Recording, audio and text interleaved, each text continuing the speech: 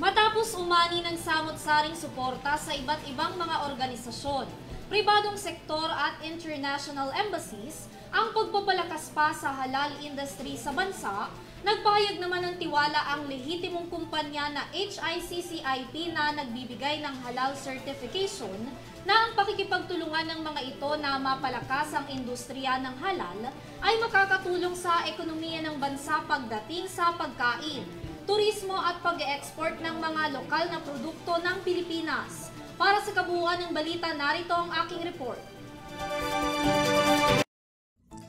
Malaki ang kumpiyansa ng Halal International Chamber of Commerce and Industry of the Philippines o HICCIP na malaki ang maitutulong ng halal industry sa paglago ng ekonomiya ng bansa. Yan ay kung mas mabibigyan pa ito ng pansin at mas maiintindihan ng nakararami kung ano ba ang tunay na importansya at simbolo kapag sinabing halal na hindi lang daw nakasentro sa mga pagkain at produkto na sinecertify, kundi maging sa turismo. Ayon sa President at CEO ng HICCIP na si Ustads Alex Mascara Sultan, ang tunay raw na kahulugan ng halal para sa kanila ay food safety hindi lang sa mga kapatid nating Muslim kundi sa lahat ng mga Pilipino. The main reason of halal is food safety. Food safety. To become a halal certified product, it become a safe, become a healthy if it is consumable product, then become tawag dito purity, yung purity. Halal is not only a religious matter but it's a nation concern because halal, it can help our economic growth. Makakatulong po yan sa ekonomiya natin dahil pag ikaw ay na-certifyan na halal, yung product mo, pwede kang maka-export sa Muslim countries, the Muslim communities, anywhere in the world. So they accepted your product. So lalaho ang iyong business. So that is how. Lingid rin daw sa kaalaman ng nakararami, maaari ding magkaroon ng halal certification ng iba't ibang ipinagmamalaking turismo ng bansa na mas makakahikayat umano sa Muslim countries na bumisita sa Pilipinas. Pati yung halal tourism, mayroon din sa tourism. Sabi nila, paano maging halal yung tourism? No, there is a halal tourism because the Muslims always compliant with Sharia law. Like for example, you are in travel, you are a Muslim, then you need the halal tourism. You are looking for halal destinations.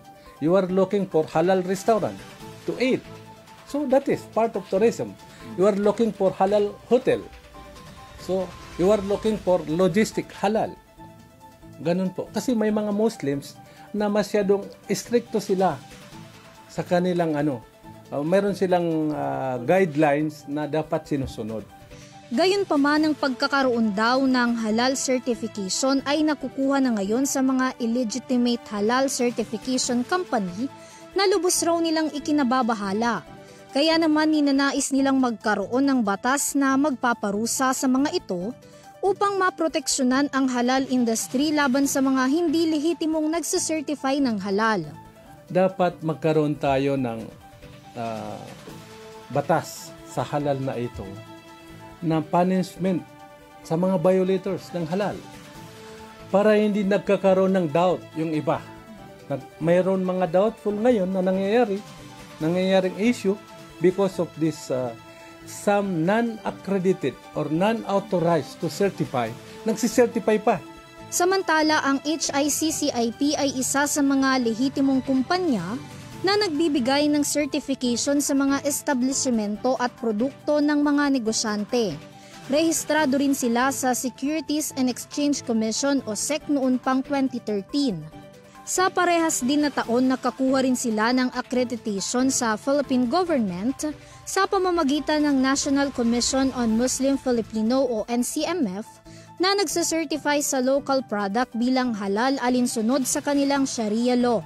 Kinikilala rin sila ng iba't ibang international certification body gaya ng bansang Malaysia, Singapore, Thailand at iba pa.